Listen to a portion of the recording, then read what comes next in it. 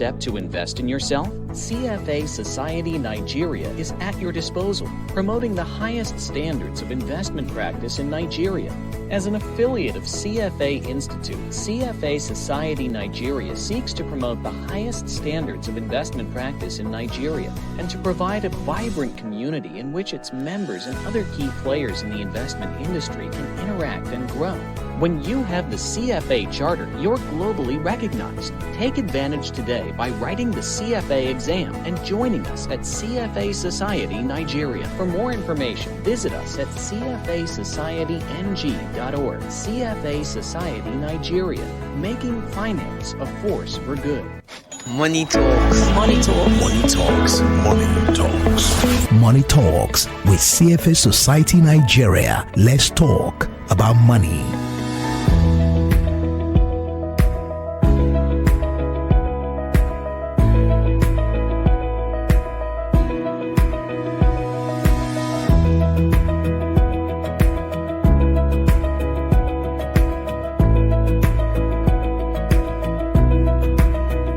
Hello everyone and welcome to Money Talks.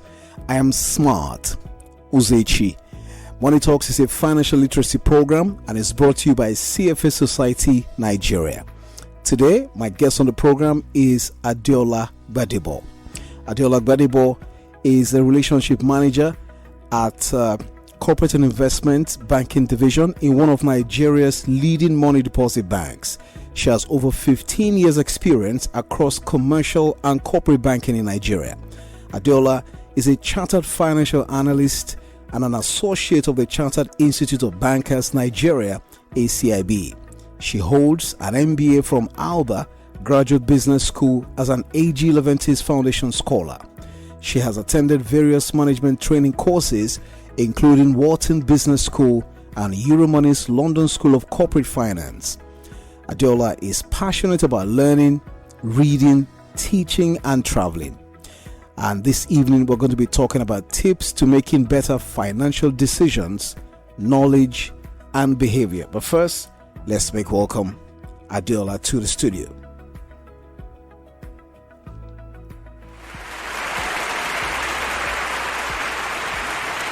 Adeola, good evening and welcome to the program.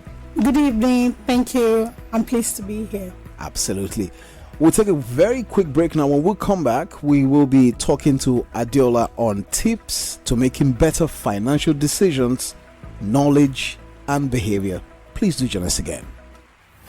We are professionals. We are impact driven.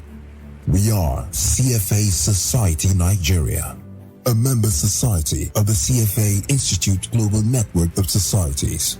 Our mission is to promote the highest standard of practice in the Nigerian financial services industry and provide a vibrant community for our members.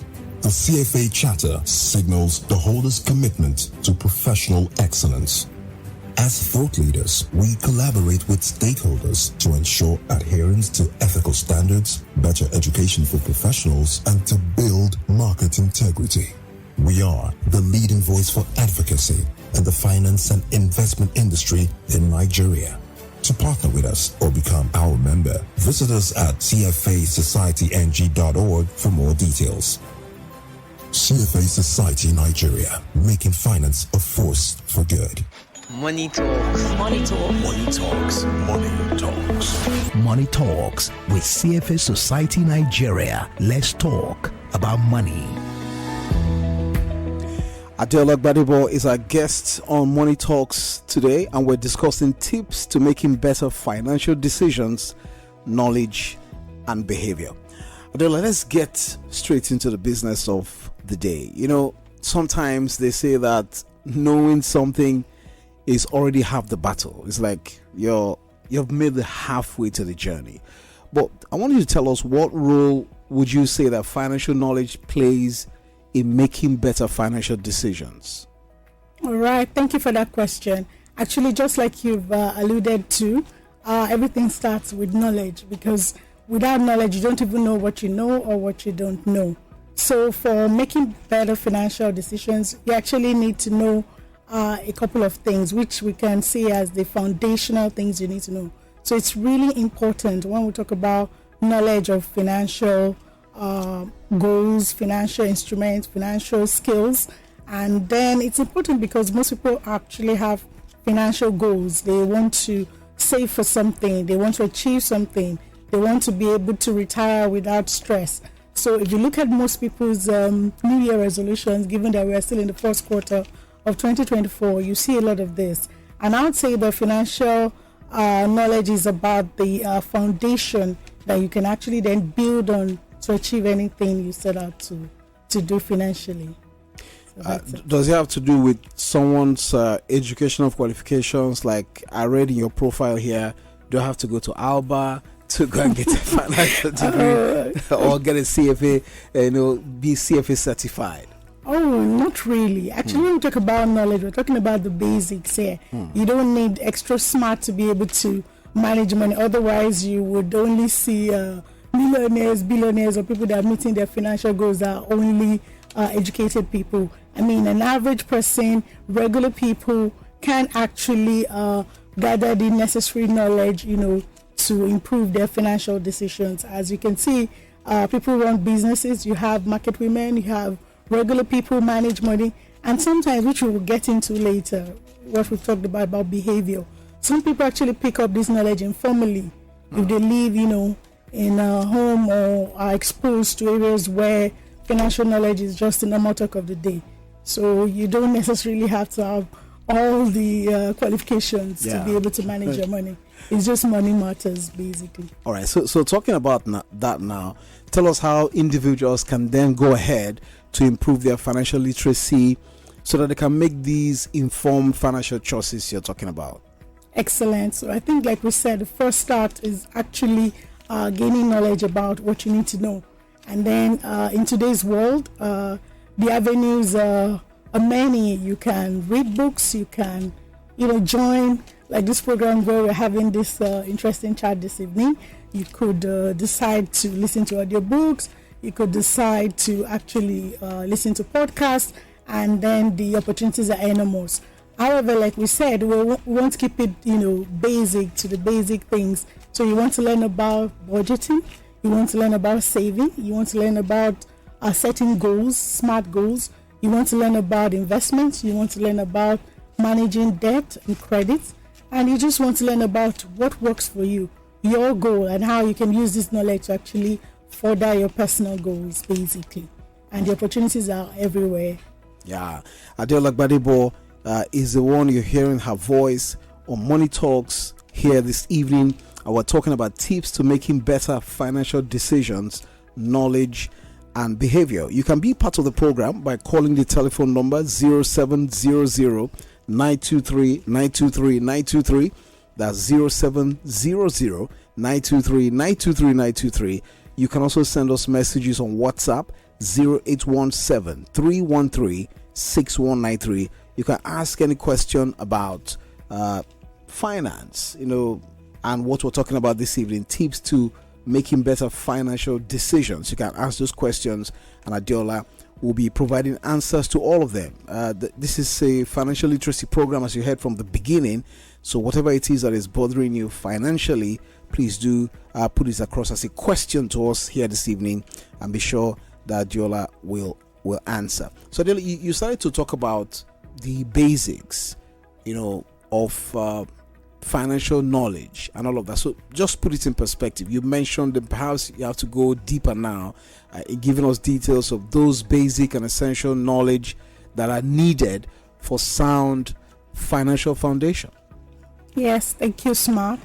So like we said, I'll start with the most common one, which is savings goal. Almost everyone has something they're saving towards.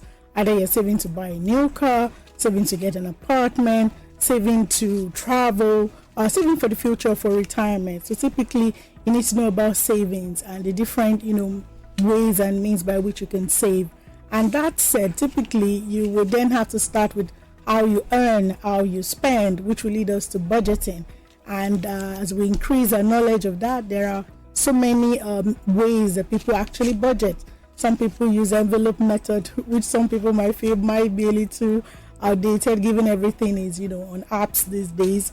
However, it's all about what works for you. Some other people prescribe, certain percentages. You've heard the 50, 30, 20.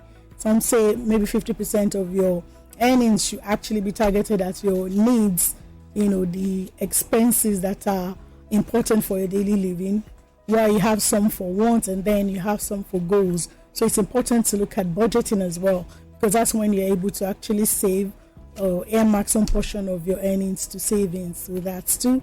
Then also, when you talk about that, it is good the options are available to you when you're saving, which is different investment options. You also need to talk about things around credit and debt, because sometimes you have big purchases. Let's say you want to buy a house, you might actually need a mortgage, So you still need to know how to do that and how to manage that. And of course, we also talk about things around other sources of income and how you also manage your risk, where you talk about things like insurance and then saving for retirement. So those are just the basics that you can start with to get on track to achieving your financial goal for 2024. With the times we live in now, like the two basics that you mentioned, talking about savings and investment, maybe somebody listening now can say, Adeola, do people still save and make investments at the times we're living in right now? Because people can be asking that question there and say, what's Adeola? Is she just coming to Nigeria? Does she live here? Can people still save and make investments in times like this? I'm glad you asked the question, because it's a question I asked myself at the beginning of the year as well, given the cost of living expenses, rising fuel costs. Yeah, but what I like to emphasize here is that typically when we're saying this, it's actually not about the percentage. Now, when we're saying save, I'm not saying save 100% of your salary or 80% of your salary, but we're just saying, what are your goals? What do you want to achieve? And that's what will drive you into the amount that you want to save. But what I want to emphasize also is that sometimes it's about starting small. And then sometimes you do start, but you realize that you derail from what you had set out to do, but you don't let that stop you. You start again. And then conversation is you just pick maybe just one goal. You start a little at a time, especially under this current economic environment that we find ourselves in Nigeria. It can be as little as, I just want to save some funds for emergency funds, so that if I have an emergency, I can attend to it. It can be as little as saying I want to save just 5% of my earnings or 10% of my earnings. So it's more about consistency, as it means to achieving your overall goal. And then when you do that, you can then build on it and increase it, basically. So you can save. So there's hope. Yeah. Even in this environment. Yeah. So you can give us a call, especially if you want to know how you can set aside some funds for savings and investment in times like these. I'm sure Adeola will be more than happy to provide answers. So you can do that. 0700-923-923-923. That's the number you can call. That's 0700-923-923-923. Or you can just send us a message on WhatsApp. 0817-313-6193. It's Money Talks, a financial literacy program brought to you by CFA Society Nigeria. Captain Smart is right here, and Adeola Gbadebo is the guest. Phone lines are open now, so you can give us a call wherever you are. Adeola, let's talk about behavioral patterns. All of us as individuals have peculiar and unique behavioral patterns. Talk to us about whether these patterns can actually prove stronger than the knowledge that you said we have. I was asking about Alba and trying to get education in very high quarters, and you spoke to him about knowledge. So can these patterns actually prove stronger than our knowledge as individuals? Thank you, Smart. I'm actually happy that you asked the question. Let's talk to this caller. Hello, good evening to you. Captain Smart, I agree. Good evening, sir. Thank you so much for calling. Good evening, Mrs. Gbadebo. Yeah, this is James Obuna from Osho. Good evening. Okay, so I know that I believe people still save. I don't know, Captain, if you can remember, I told you last year that we were contributing money at home, and we were able to do that successfully. At 31 December, I was able to disburse money to people, and then January 1, we started again. Today, somebody has just sent money ahead up to the end of February, so people still save 500, 1,200. Like she said, that depends on what the person is intending to use the money that the person is saving for.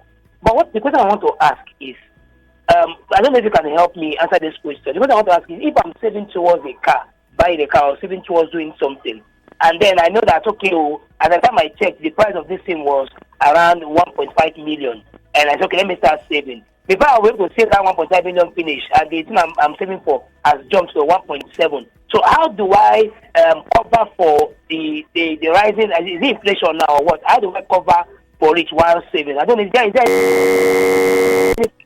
Okay, thank you. Inflation, basically. Thank you. That's a very, very good question. I'm happy that you actually shared your story about saving. So typically what happens when you see inflation rise so much is sometimes we tend to then reevaluate our goals.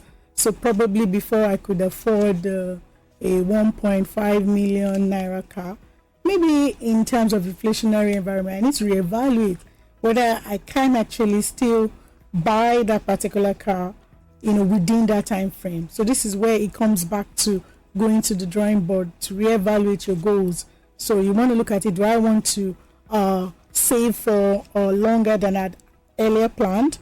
Do I want to get maybe a cheaper car? Or do I want to hold on to this for a while and reevaluate the goal? So these ones are like personal to you. You need to actually evaluate it. But of course, it can be something significant, especially when you have it rising almost rapidly. Yeah. And in today's world, it's not just in Nigeria, even the developed nations are also struggling with this trend of high costs. So it's still about you. You can just evaluate it. What was the trade-off? Do you want to reduce some of the savings and then add to it? Or do you want to change the time frame or give yourself, a longer period to actually achieve it? So I hope that James, answers the question. I'm sure that answers your question. So you two can join the conversation here. 0700-923-923-923, or you can call 01-277-1923. The other number is 01-277-2923. Better still, send a WhatsApp message to 0817-313-6193. It's all about finance, savings, investment, and your knowledge about money, really. And this evening, the conversation is on tips to making better financial decisions, knowledge, and behavior.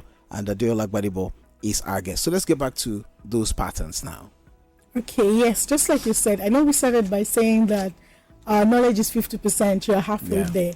Okay, so another school of thought which says that from the way we are wired as human beings is that sometimes these behavioral patterns are actually stronger than your knowledge. So they say money matters is 20% knowledge, 80% behavior. You might ask why. So as human beings, we're a creature of habits, and most of the time what tends to win are what we have in our environmental cue, which is why you see a lot of us set the same goals January in, January out, and by February, March, we have to be reevaluating, the goals. However, because we know that we're a creature of habit, we can actually use this to actually complement the knowledge that we have to achieve our goals, which is why we're saying it's about knowledge and then behavioral patterns. So to highlight a bit of these behavioral patterns, I'll start by saying typically it starts by trying to, set some goals around your transition moment, because a lot of us are actually very motivated, say at the beginning of the year, your birthdays, those are landmarks that you can actually say, okay, I'm committing that by my birthday next year, I want to start a new savings goal. I want to save 10% for emergency, fund, and then you can then narrow that out. So you actually harness your power of pre-commitment. And then the important thing is to not make everything manual. So you can imagine if I say I want to save 10%, and then at every month after payday, that's when I have to then transfer the 10% to a particular account. That is already a recipe for, making mistakes with that. So typically, in order to be able to apply the behavioral pattern, the ideal thing to do would be to set up like an auto savings. So it just debits you. You do it once and then you forget about it. And then you realize that you're able to actually achieve more, rather than trying to say at the end of every month, then I have to move it manually.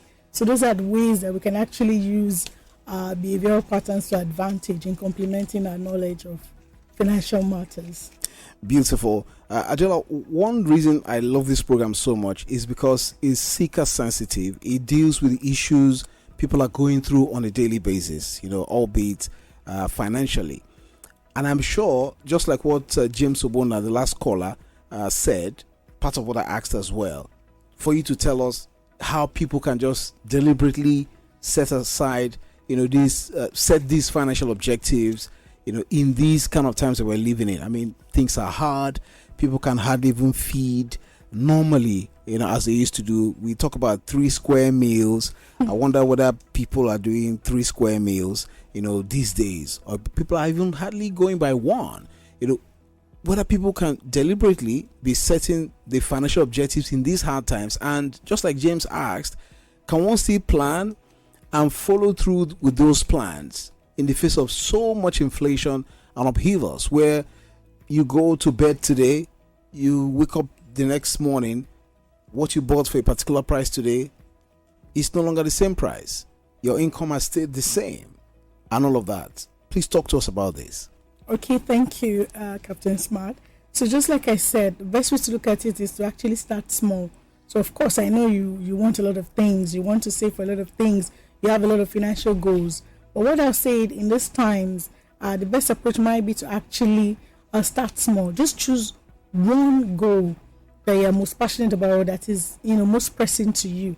And then when you choose that one goal, look at what, one savings goal, or maybe you want to save for a particular thing, or you actually want to pay down your debt to reduce, the cost of borrowing. That's a valid goal as well. So, but what you look at is to actually pick just one. I know that as human beings, we can be like, oh, let me set, I have 5 goals. I want to go for 5 goals. But just start with one. And then from that one, you don't need to say, I have to save 30% immediately. You can just pick, a number that is comfortable to your situation, to your budgeting, to your expenses and income. It can be as little as 5%. Remember here, the goal is to start small, to automate it till it becomes habitual. And then you can increase it as time goes on. And then the success that you feel in actually achieving that goal, serves as a momentum for you to actually take on more. And then you can increase it. And hopefully, there will be better economic times. Okay. Hopefully, in the course of the year. Hopefully. Adeola, I want you to be more specific. How small is small? Because sometimes people look at the big banks, they look at the big building, they look at you people coming out of the banks, well dressed and all of that, and they said, if I enter here now and say I want to save 1,000, would they not pursue me? Also, so how small is this small that you're talking about? After we've spoken to this call. Hello, Pastor Smart. Good evening to you. Welcome to Money Talks. Yeah, Pastor Smart, good evening, and good evening to our guests in the studio. Thank you. Okay, my question is, I'm just going to share personal experience. Got a land last year. I was, planning to start building. I started saving after buying that land. And in December, I was in Port Harcourt and wanted to start. I discovered that the bag of cement there was 5,500. But you see, today, as I called, I started saving based on those budgets. I asked prices for wood, prices for zinc, prices for sand, and then I started saving. But as I'm talking to you, price of the bag of cement in Port Harcourt is now 9,000 within a month. You can see the difference in inflation. Now, since salary is not changing, and the bag of cement, look at the ratio at which the inflation changes, because I think this thing happens based on our exchanges or something. But in December, bag of cement was 5,500 in Port Harcourt, and right now it is 9,000. And it's not going to stop. It's not going to go back. But salary is not, which is the base where I'm saving from, it's not increasing. Over the 2,000, it has not increased. And so how do you now adjust? How do you do it? And also that you have to eat. A bag of rice today, we know what it is. Gari, we know what it is. Plantain, yam. Even water. Even the bag, fresh water. We used to, it is 3,000, 2,500 per bag. Absolutely. From 1,600 by December. Okay, the question is, how do you cope? Yeah. Like 100%. So how do you cope when income? So how do you cope? Since your source of income has still the same. And the prices of things in the market, and you're saying you want to take. In fact, the savings that are saving last year, you have to eat. I have to go and begin to use them. So eat. Food fees is increasing, but the food is increasing. Yeah. So how do you really make investment? Invest on something or achieve something. Thank you very much. So that's it. You have to be alive to save, and you have to be alive to build. Exactly. Thank you so much. And that's what we're still discussing. That, of course, these interesting times, they call for us to reevaluate our goals. Like you said, it's the person that has eaten that would actually want to live, in an apartment, which is why reevaluating our goals on an ongoing basis is very key. And of course, also budgeting and keeping track of expenses, even as inflation is actually increasing some of those expenses. So it's still about the most important one. And then maybe looking at, okay, if earlier had planned to complete this building in 2 years, maybe now might be the time to extend the timeline that you had set for the goal initially. Because of course, when you said the goal, bag of cement was about 5,000 something, but now it's doubled.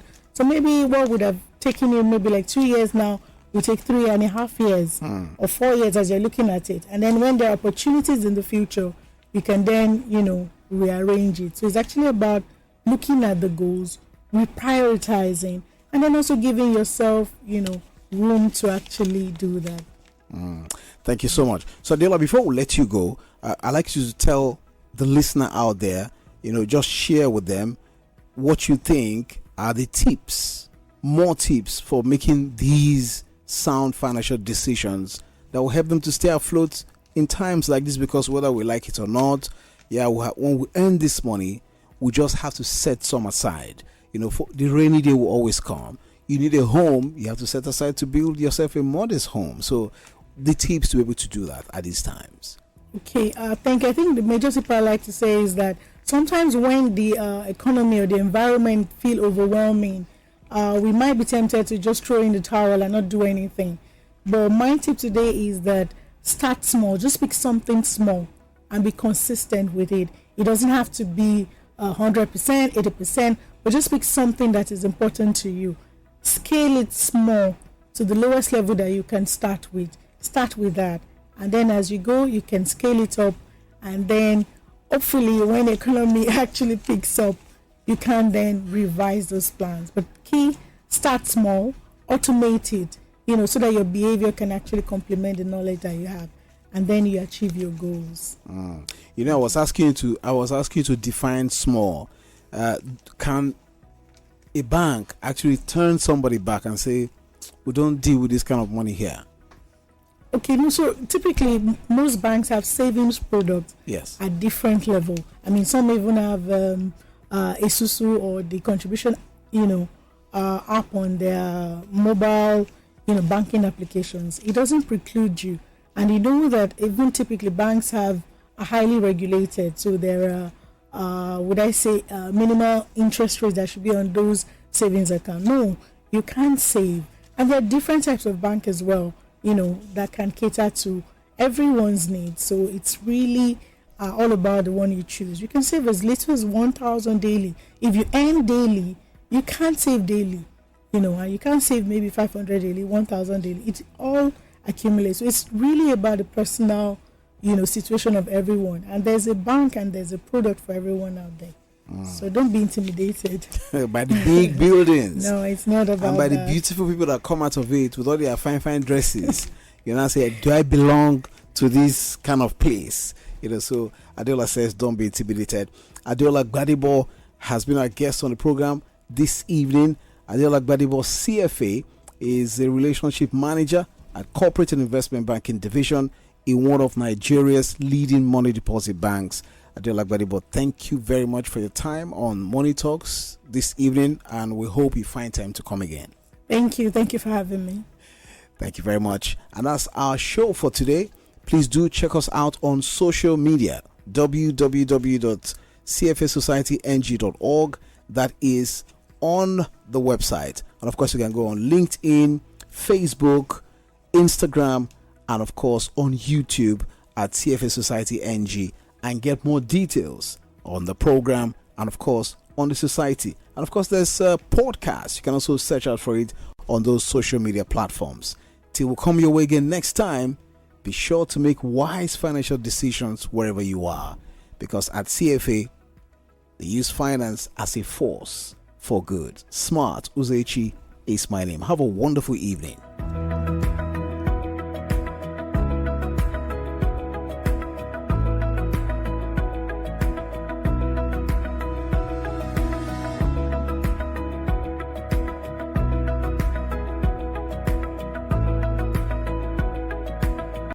It's